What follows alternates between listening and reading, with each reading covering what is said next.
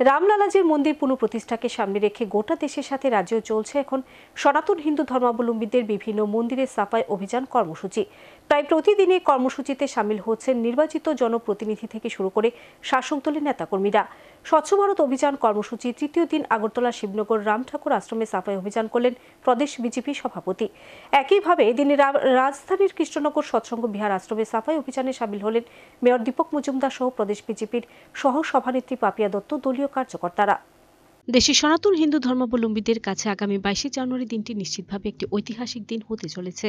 সেদিনই দেশে প্রধানমন্ত্রীর হাত ধরে অযোধ্যায় বহু আকাঙ্ক্ষিত ঐতিহাসিক নবনির্মিত রাম মন্দিরের আনুষ্ঠানিক উদ্বোধন হতে চলেছে। আর এই রাম মন্দির উদ্বোধনকে কেন্দ্র করে গোটা দেশ জুড়ে চলছে এখন বিভিন্ন ধর্মীয় প্রতিষ্ঠানগুলিতে সাফাই অভিযান কর্মসূচি। দেশের বিভিন্ন প্রান্তের সাথে সযোজ্য রেখে রাজ্যেও গত 14 জানুয়ারি থেকে শুরু হয়েছে স্বচ্ছ ভারত অভিযান। মঙ্গলবার ছিল কর্মসূচির তৃতীয় দিন। এদিনও নির্বাচিত জনপ্রতিনিধি থেকে শুরু করে শাসক দল বিজেপির নেতাকর্মীরা বিভিন্ন ধর্মীয় প্রতিষ্ঠানে সংগঠিত করে সাফাই অভিযান কর্মসূচি। আগরতলা শিবনগর রাম ঠাকুর আশ্রমে বনমালীপুর মণ্ডলের উদ্যোগে আয়োজিত সাফাই অভিযান কর্মসূচিতে অংশ নেন প্রদেশ বিজেপি সভাপতি রাজীব ভট্টাচার্য। এছাড়াও ছিলেন কর্পোরেটর মণিমুক্তা ভট্টাচার্য মজুমদার, অলোক রায়, বিজেপি বনমালীপুর মণ্ডল সভাপতি চন্দ্রশেখর দেব সহ দলীয় কার্যকর্তারা। আপনারা সবাই অবগত আছেন যে আগামী 22 জানুয়ারি আমাদের অযোধ্যায় রামলালার প্রাণ প্রতিষ্ঠা হতে চলছে।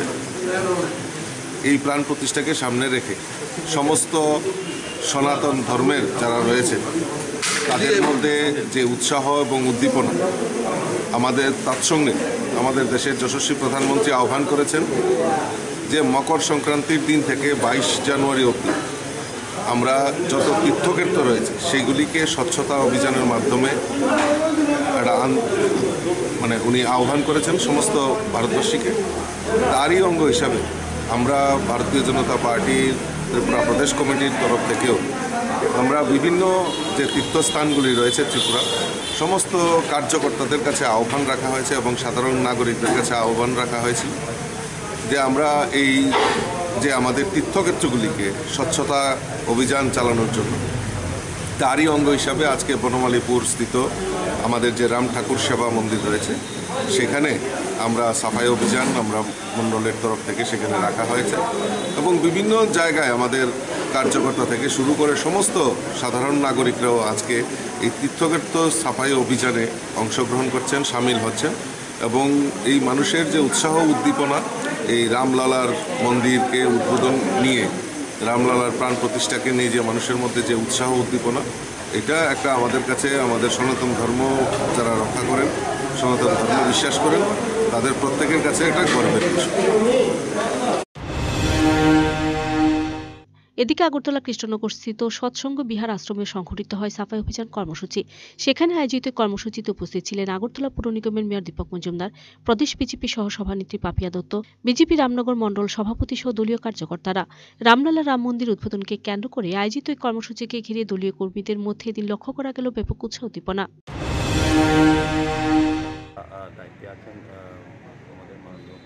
সবাই আছেন সার্বিকভাবে এই এলাকার লোকজন নিয়ে আমরা আমাদের প্রধানমন্ত্রীর আহ্বানে সাড়া দিয়ে আমরা কিন্তু প্রতিটি দেবালয় মন্দির আমরা প্রতিনিয়ত আমরা স্বচ্ছ অভিযান করছি। তো আমার আশা থাকবে আমাদের প্রধানমন্ত্রী যে আহ্বান রেখেছেন এবং আমাদের 22 জানুয়ারি আমাদের যে রাম মন্দির 500 বছরের যেটা আমাদের পুরানো যেটা আমাদের আগ্রহ এবং প্রত্যাশা ছিল সমস্ত ধর্মপ্রাণ ব্যক্তিদের যে রাম মন্দির প্রতিষ্ঠা করা, রামলালা প্রাণ প্রতিষ্ঠা করা, সেক্ষেত্রে প্রধানমন্ত্রীর হাত ধরে সেদিন হবে। সেই অনুষ্ঠানে হয়তো আমাদের প্রত্যাশা আছে, ইচ্ছা আছে, সবাই যেতে পারবো না, কারণ কোটি কোটি মানুষের সহযোগিতা এবং আশা এটা তৈরি হয়েছে, কিন্তু একসাথে সেই দিন সবাই যাওয়া সম্ভব নয়। সেই কারণে আমরা প্রতিটি মন্দিরে আমরা পূজা অর্চনা করব। প্রভু রামের কাছে আমরা মন্দির পূজা অর্চনার মাধ্যমে পাঠ, সমস্ত চণ্ডী পাঠ, গীতা, সমস্ত ধর্মীয় আচার অনুষ্ঠানের মাধ্যমে আমরা ভগবান রামের কাছে পৌঁছবো 22 জানুয়ারি। আমরা আনুষ্ঠানিকভাবে আমরা যেতে পারবো না। Video report search India TNN।